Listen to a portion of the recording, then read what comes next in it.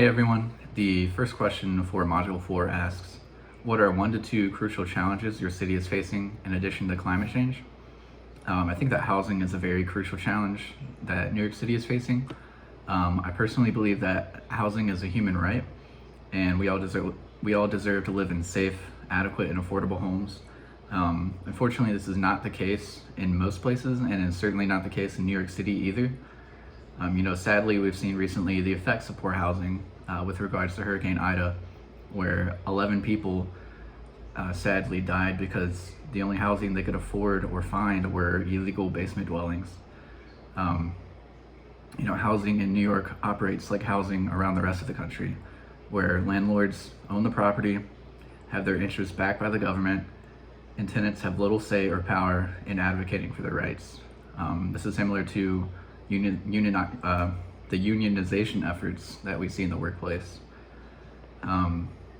Rent takes more of a toll on poorer, marginalized communities because they have to spend a higher percentage of their income on rent as compared to wealthier individuals.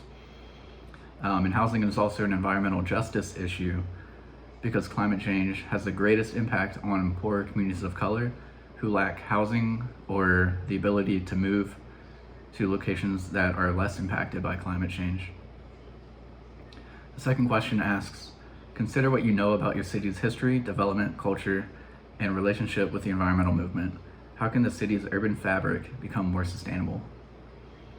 I'm a big proponent of an increased investment in social infrastructure. These are public spaces that allow people to connect with each other and build relationships. Such places like libraries, public parks, community centers, public squares, and public markets are all good examples of this. Social infrastructure addresses the socio-cultural features of the urban fabric that we learned about last week in Module 3, such as social cohesion, family structures, and public participation.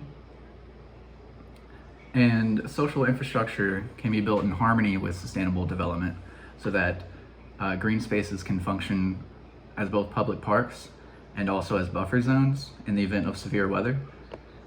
And the third question asks, what might be an effective way to implement a resiliency plan for the city or improve upon an existing plan? I chose to focus on improving upon an existing plan. New York City has a plan already put out called the One NYC 2050 plan, and it hits on a lot of what is needed to make New York more resilient, but I believe that the end goal is too far in the future. I think 2050 is a lofty goal. Not lofty, but I think it's put too far off into the future, because climate change is happening in real time. So shortening the time from 2050 to say 2030 or so, and really hunkering down and making those crucial investments would significantly improve New York City's resiliency.